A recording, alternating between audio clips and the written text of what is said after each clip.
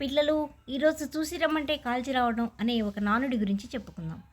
రామాయణ కాలంలో సీతమ్మ వారిని రావణాసురుడు అపహరించి తీసుకుని వెళ్ళాక రాముడు అంగదుడు, ఆంజనేయుడు, జాంబవంతుడు లాంటి వానరయోధుల్ని సీతాదేవి జాడ తెలుసుకుని రమ్మని పంపుతాడు.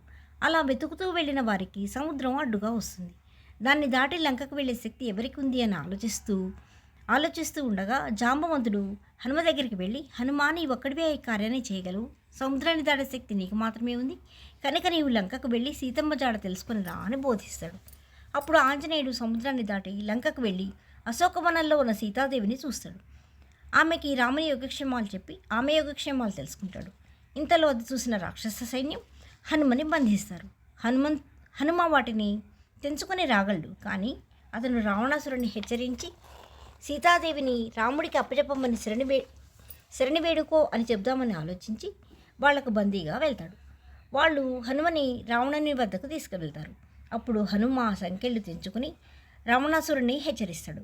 అది విన్న రావణుని కోపం వచ్చి హనుమతో ఒక నిప్పు పెట్టమని ఆదేశిస్తారు.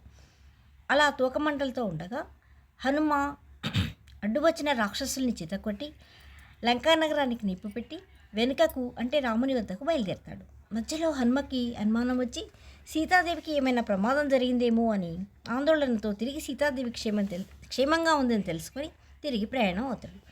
చూసారా, హనుమని సీతాదేవి జాడ చూసి రమ్మంటే అతను సీతాదేవిని చూడటమే కాకుండా లంకా నగరాన్ని తగలబెట్టి కాల్చి వస్తాడు. అలా చెప్పిన పనే కాకుండా చెప్పని పని కూడా చేసేవాళ్ళని చూసి రమ్మంటే కాల్చి వచ్చాడు అంటారు.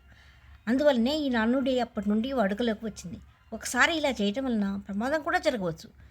హనుమ రామభక్తుడు కాబట్టి అప్పుడు సీతాదేవికి ఏ ప్రమాదం జరగలేదు. సీతాదేవి కూడా లక్ష్మీదేవి కాబట్టి ఎలాంటి ఆపద సంభవించలేదు. ఇది సంగతి. మళ్ళీ ఇంకో కథలో కలుసుకుందాం. నచ్చితే లైక్ చేసి సబ్స్క్రైబ్ చేయండి.